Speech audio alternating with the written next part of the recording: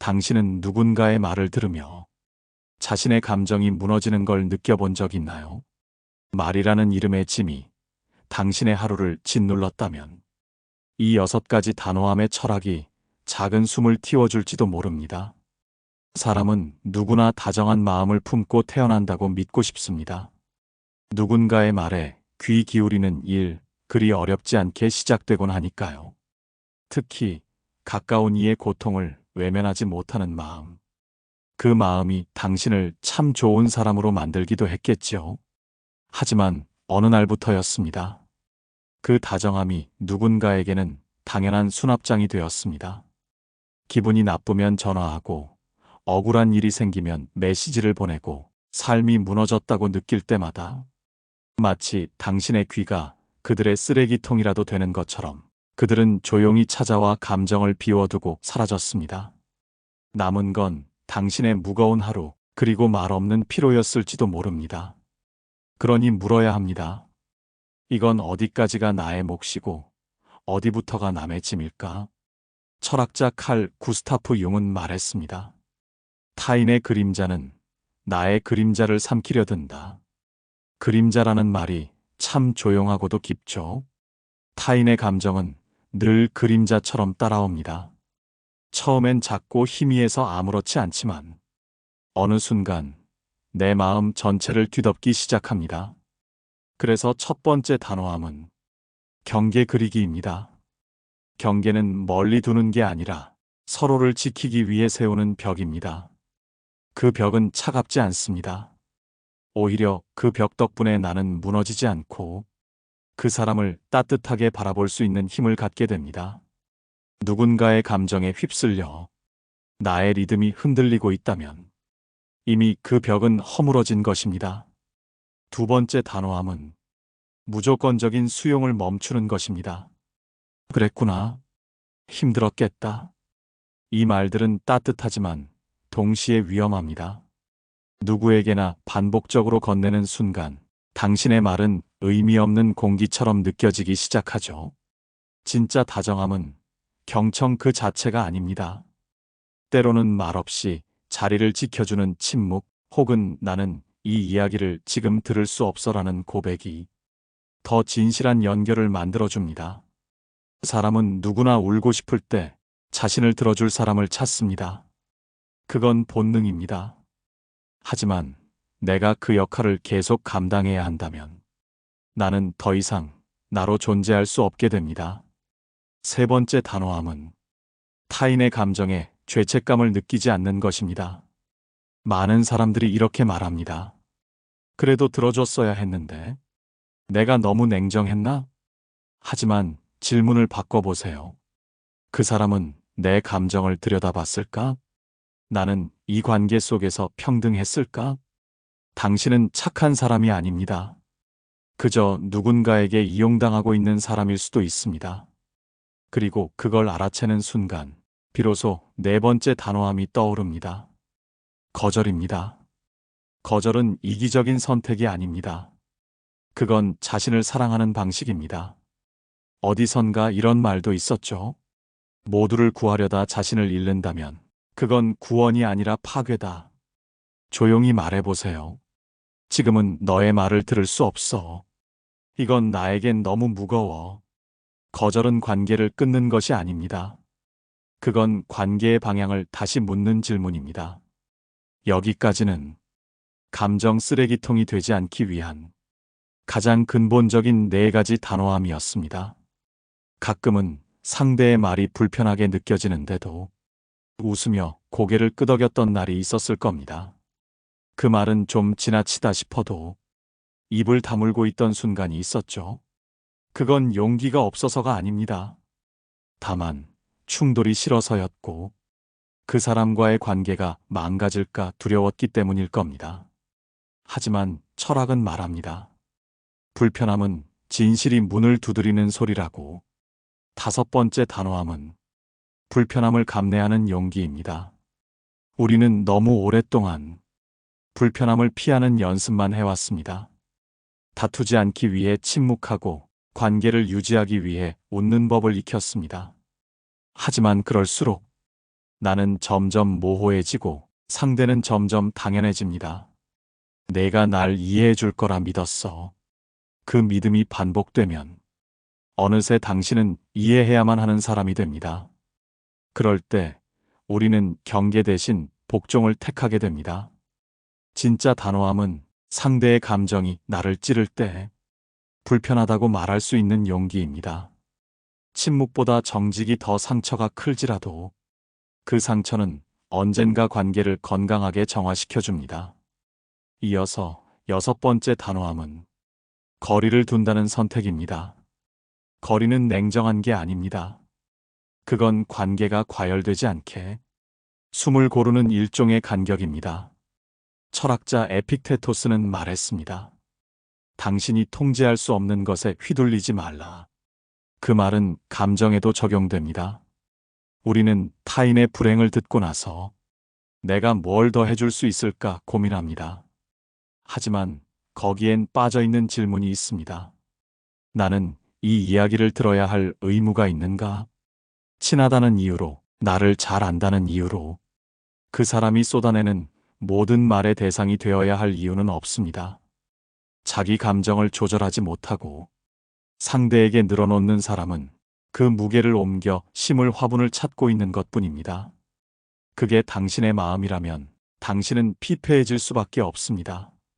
거리두기는 이해를 멈추는 것이 아니라 이해를 너무 깊이 하지 않겠다는 결심입니다. 감정은 전염됩니다. 기쁨도, 불안도, 분노도 곁에 오래 머물면 나에게 옮겨옵니다.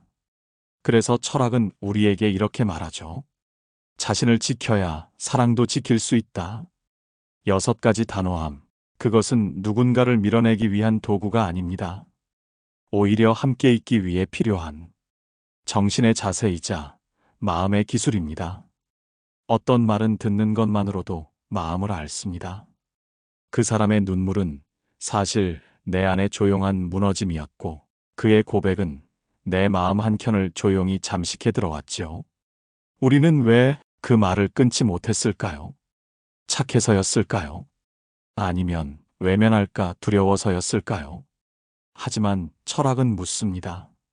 그 말이 당신을 무너뜨렸다면 그 침묵은 정말 다정함이었을까? 침묵은 때로 나약함이 되지만 어떤 순간엔 가장 강한 단호함이 됩니다. 그래서 7번째 지혜는 말 대신 침묵을 선택하는 용기입니다. 침묵은 포기와 다릅니다. 그건 마음속 선을 지키기 위한 가장 조용하고 단단한 선언입니다. 들어도 변하지 않을 이야기라면, 들어도 나만 상처받는 이야기라면, 더 이상 말하지 않겠다는 침묵, 그건 관계의 한계를 스스로 인식한 사람만이 선택할 수 있는 자세입니다. 어떤 이는 말합니다. 그래도 들어줘야 하지 않을까? 하지만 그 물음 아래엔 늘 자신이 무너지더라도 관계를 지키려는 슬픈 충성이 숨겨져 있죠. 누군가 당신의 고요함을 변했다, 차가워졌다고 말한다면 그건 오히려 그들이 당신의 따뜻함에 너무 오래 기대 있었던 것일지도 모릅니다. 침묵은 회피가 아닙니다. 그건 내 마음의 무게를 정직하게 자각한 후 더는 스스로를 상하게 하지 않겠다는 결단입니다. 그리고 이 침묵이 가능하려면 또 하나의 철학이 필요합니다. 8번째 단호함. 모든 관계가 지속될 수 없음을 받아들이는 자세입니다. 사람은 자꾸 이어지려 합니다. 끊김을 두려워하고 언젠가 좋아졌던 기억 하나에 기대 관계를 붙들려 하죠. 하지만 모든 관계는 흐릅니다. 한 방향으로 흐르지 않을 때 그건 끝이 아니라 변형입니다. 당신이 더 이상 그 사람의 감정을 감당하지 못하겠다면 그건 나쁜 게 아닙니다. 그저 서로의 시간이 달라졌다는 뜻입니다. 철학자 키에르케고르는 말했습니다. 관계는 끊어짐이 아니라 다시 거리를 찾는 것이다.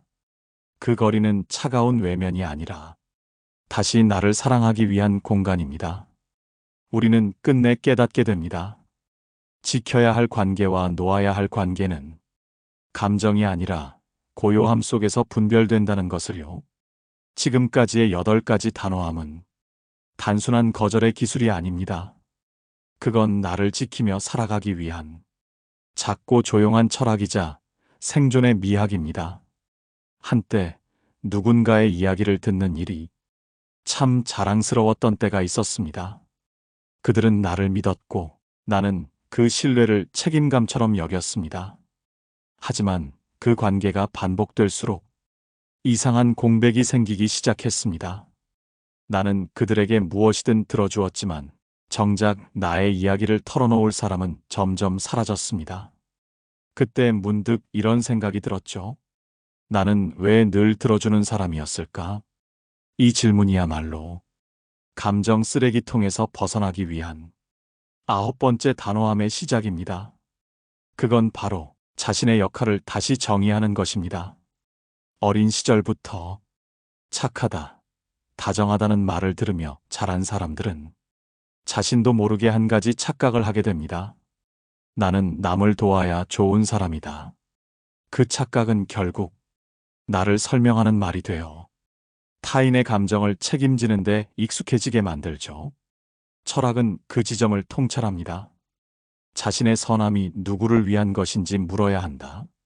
내 착함이 나를 위한 것이 아니라 타인의 평안을 위한 무기가 되었다면 그건 선이 아니라 허약함일지도 모릅니다.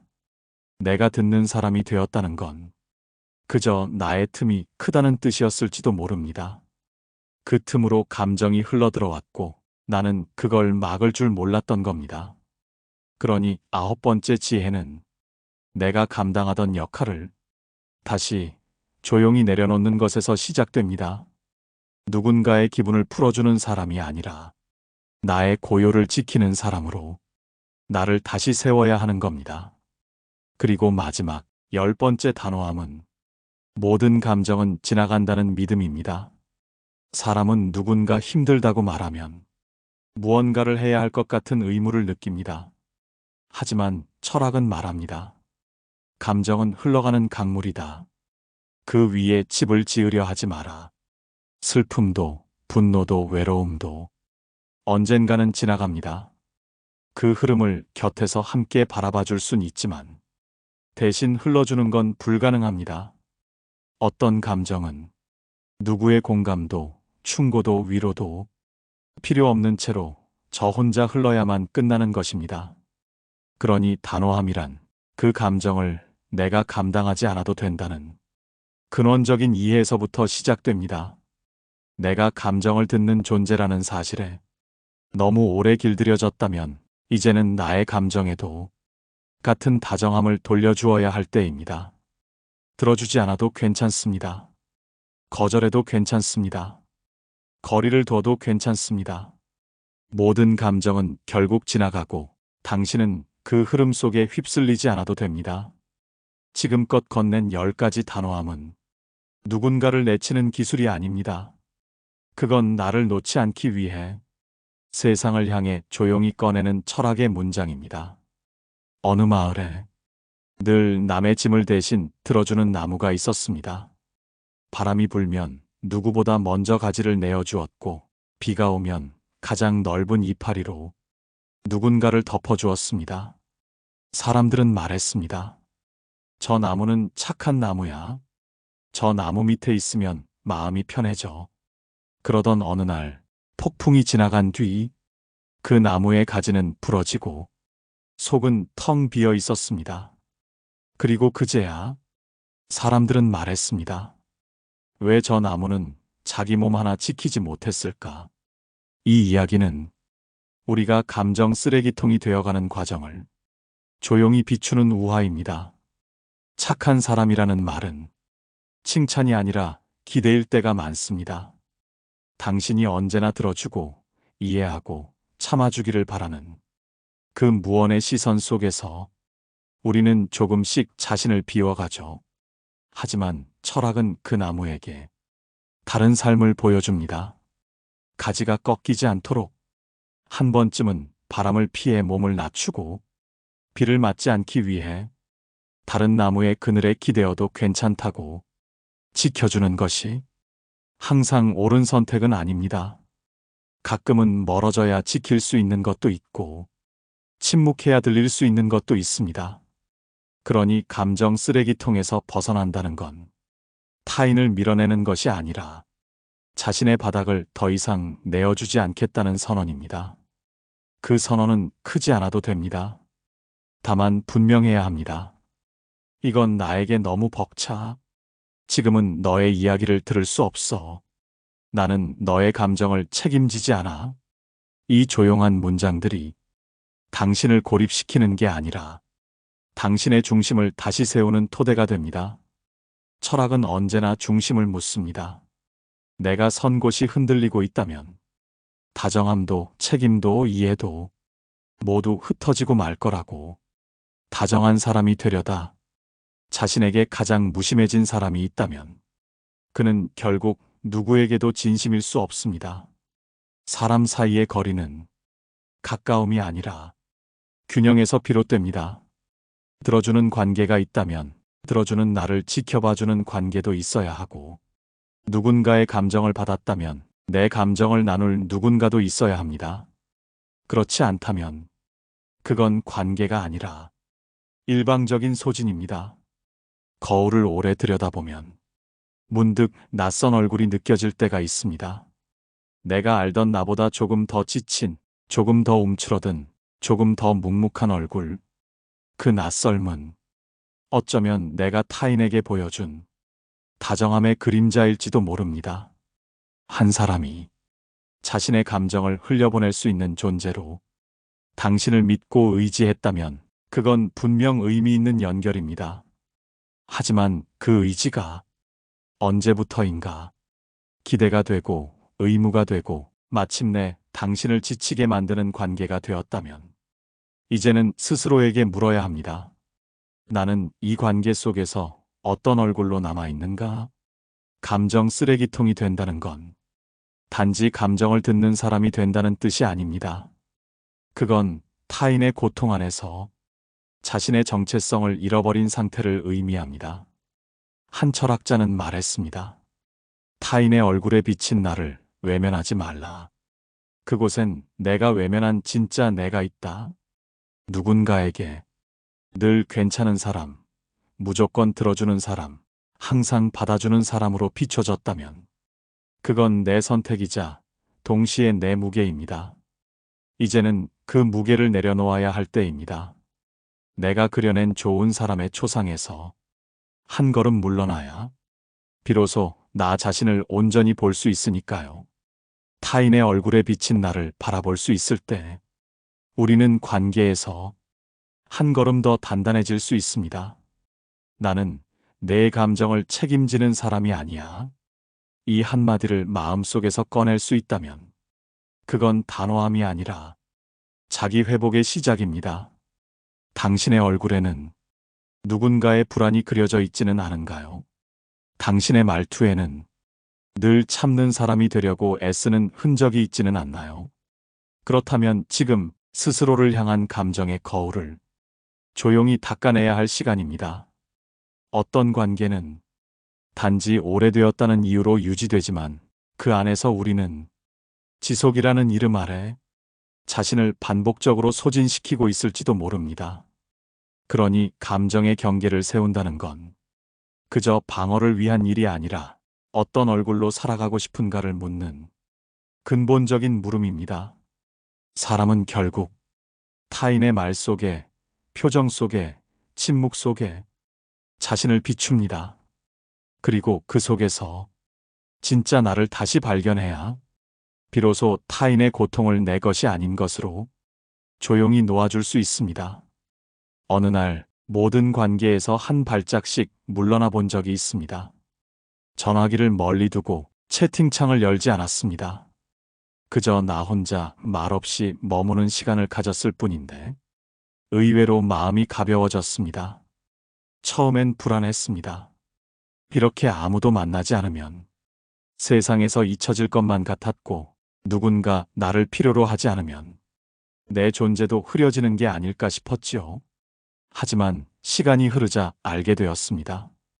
아무도 찾지 않는 그 고요 속에서 나는 비로소 나를 돌보고 있었단 사실을요. 감정을 쏟아내는 사람들 사이에서 늘 들어주던 당신은 혹시 자신의 감정은 한 번도 정리해 본 적 없지 않나요? 그래서 7번째 회차의 주제는 고요는 회복의 언어입니다. 철학은 말합니다. 자신을 가장 선명하게 만나는 시간은 침묵이 흐를 때다. 사람들과 연결된다는 건 끊임없이 정서적 파동을 주고받는 일입니다. 기쁘면 웃어주고, 슬프면 위로해주고, 화나면 달래주고. 그런데 정작 내 마음이 흔들릴 때 누군가 그 진동을 감지해주는 경우는 드뭅니다.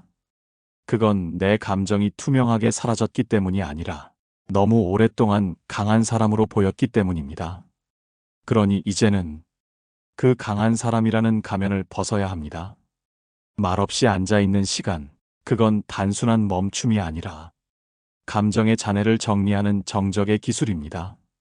철학자들은 그 고요를 존재의 바닥이라 불렀습니다.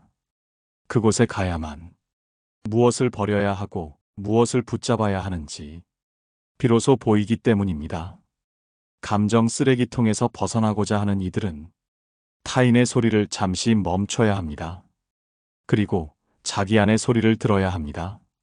그 소리는 조용하고 때론 외롭게 느껴지지만 결국 그곳에서 우리는 가장 분명한 나와 마주하게 됩니다. 그리고 그 순간 우리는 이해하게 됩니다. 나는 아무도 구하지 않아도 되고 모두에게 다정할 필요도 없으며 어떤 말도 들어주지 않을 자유가 있다는 것을요. 고요는 회피가 아닙니다.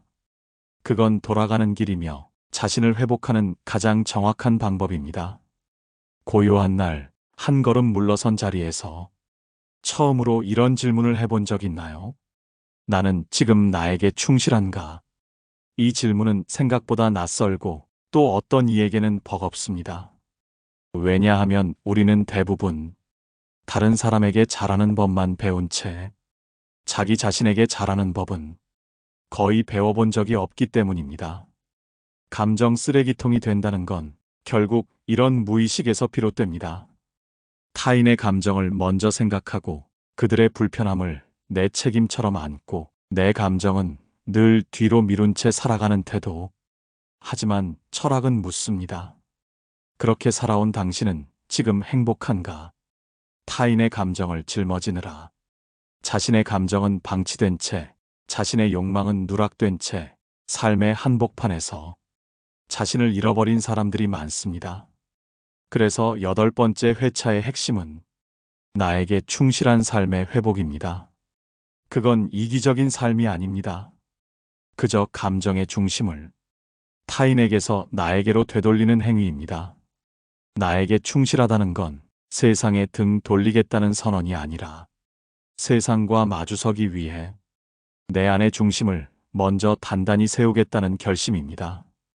철학자 루소는 말했습니다. 나는 내 안의 소리에만 충실하고자 한다. 그것만이 나를 진짜 인간으로 만든다. 이 말이 불친절하게 느껴진다면 그건 너무 오랫동안 우리가 타인의 기준 안에서만 살아왔기 때문입니다. 당신은 지금 어떤 말을 삼키고 있나요? 어떤 감정을 외면한 채 웃고 있나요? 어떤 관계를 유지하느라 자신을 점점 달아 없애고 있지는 않나요? 나에게 충실해지는 삶은 그 모든 무의식적인 복종에 조용히 아니오라고 말하는 것에서 시작됩니다. 나는 이 말에 상처받았어. 나는 이 부탁을 거절하고 싶어. 나는 지금 나만을 위한 시간이 필요해.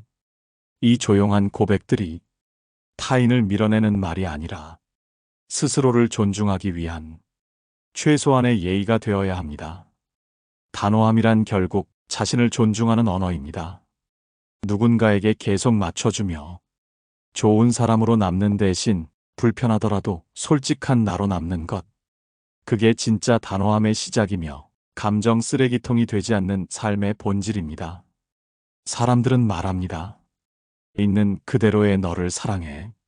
하지만 그 말의 그림자엔 종종 단 내가 받아들일 수 있는 한도 내에서라는 작은 조건이 숨어 있죠.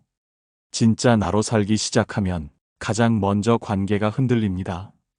늘 들어주던 사람이 갑자기 침묵하기 시작하면 주변은 당황합니다.